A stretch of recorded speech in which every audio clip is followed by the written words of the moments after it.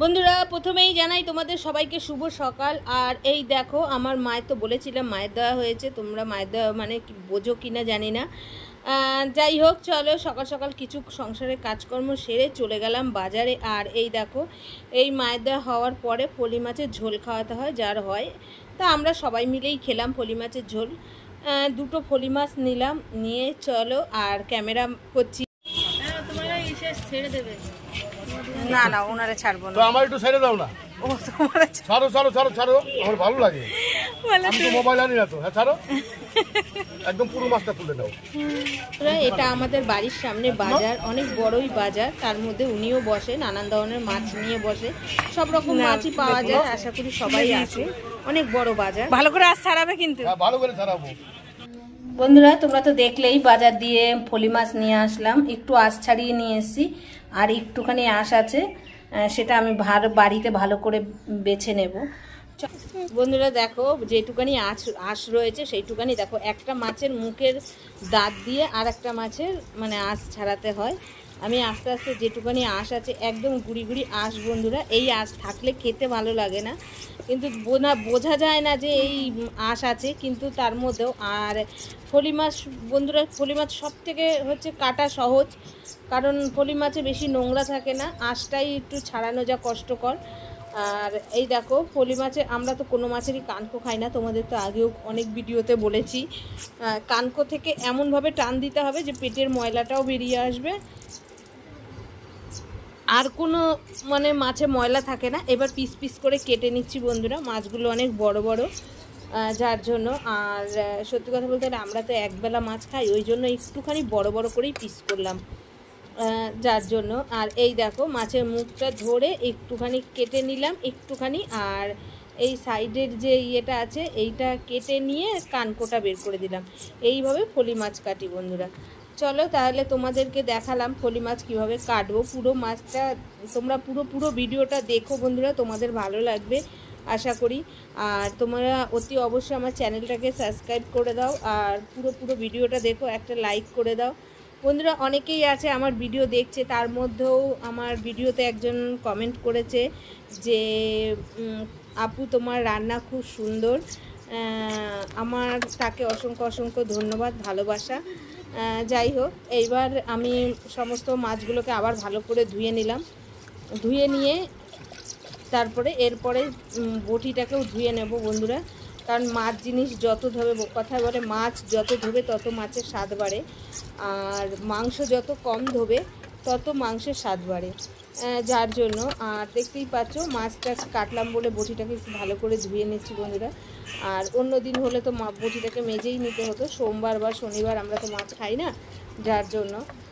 চলো মাছটা ধোয়া হয়ে গেছে, এবার জলটাকে ভালো করে ঝরিয়ে নিয়ে চলে যাব নুন হলুদ মাখাতে। হলুদ দিয়ে দিলাম, এবার 1 চামচ মতো নুন দিয়ে দেবো বন্ধুরা, দিয়ে ভালো করে মাছটাকে মাখিয়ে নেব বন্ধুরা, যাতে মাছের মধ্যে একটুখানি সময় রেখে দেবো।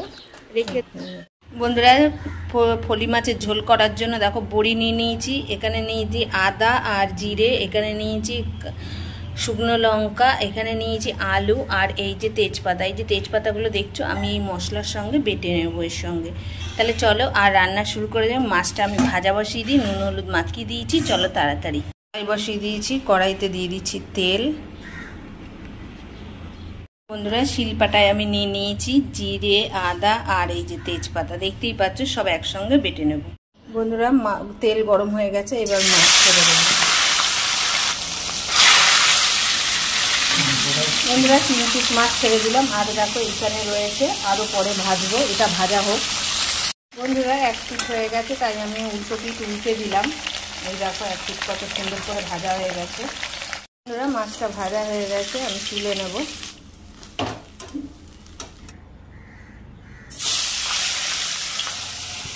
বন্ধুরা আমি রান্না করি আর ভিডিও ক্যামেরাটা আমার হাতে থাকে, যার বন্ধুরা যার জন্য আমার হাতের মোবাইলটা বারবার নড়তে থাকে, আর ভিডিওগুলো এরকম হয়।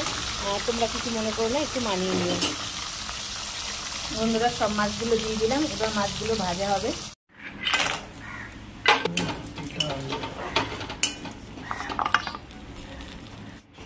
বন্ধুরা বড়িগুলো নামিয়ে এইবার ছেড়ে দিলাম আলুগুলো, আর একটু জিরে দেওয়া দরকার ছিল কিন্তু সেটা আমি ভুলে গেছি, যার জন্য আলুটা ভাজা হোক তার মধ্যে একটুখানি জিরে দিয়ে দেবো, তাহলেও ভাজা হয়ে যাবে। আলুটা ভাজা হয়ে গেছে, আমি একটুখানি মাঝখানে জিরে ফেলে দিলাম। দেখো জিরেটা এবার একটু ভাজা হয়ে যাবে। দিয়ে আদা আর তেজপাতা বাটাটা,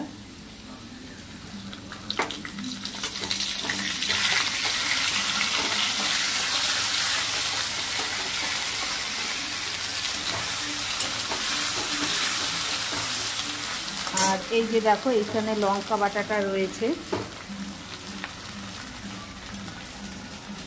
আর 1 চামচ হলুদের গুঁড়ো দিয়ে দিলাম।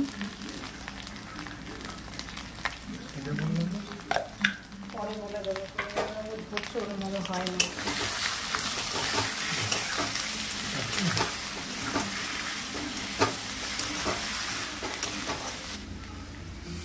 একটুখানি জল দিয়ে ছেড়ে দিয়েছে। এবার আমি লঙ্কার বাটাটা, শুকনো লঙ্কা কাঁচা লঙ্কা দুটো একসঙ্গে বাটা আছে, এটা দিয়ে দেবো।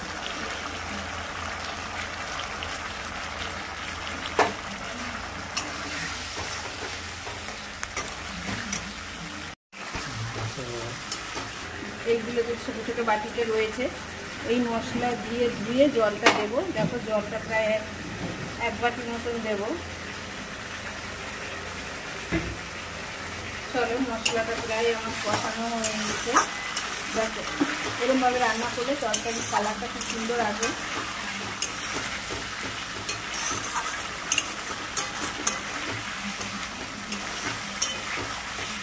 চলো মশলা প্রায় আমার কষানো হয়ে গেছে। এবার এই যে জলটা আছে, এই জলটা আমি দিয়ে দেবো বন্ধুরা। একটু বেশি করেই জল দিতে হবে, কারণ এইখানে যে বড়িটা রয়েছে,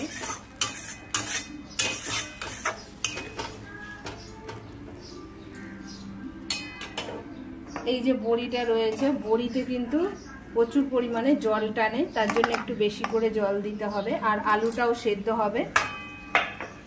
চলো এবার ঢাকা দিয়ে দেবো। বন্ধুরা মাছের ঝোলটা প্রায় হয়ে এসছে। এই দেখো আলু গলে গেছে, এই দেখো আলু গলে গেছে, খুব সুন্দর। এবার আমি এই যে বড়িগুলো দেখছো, বড়িগুলো দিয়ে দেবো।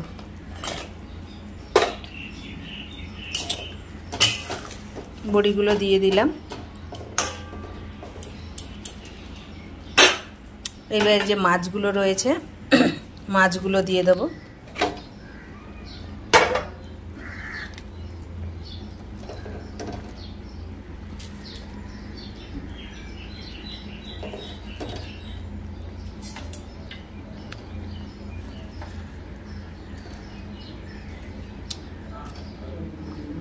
ঝোলটা কিন্তু এরকমই হবে বন্ধুরা, অল্প ঝোল হবে, তাহলেই কিন্তু খেতে ভালো লাগবে। একবারে ঢবঢবে ঝোল ভালো লাগবে না।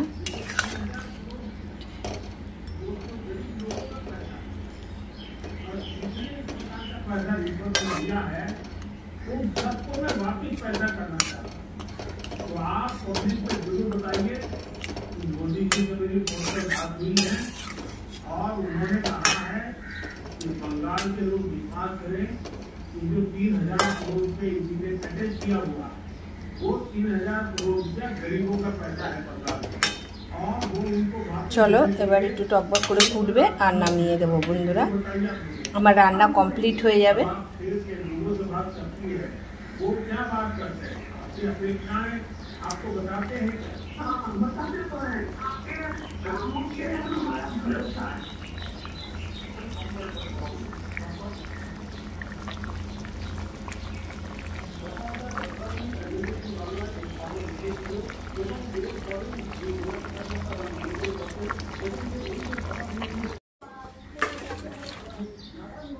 আজকের মতন ভিডিওটা এইটুকানি। দেখো বন্ধুরা কত সুন্দর লাগছে মাছের ঝোলটা।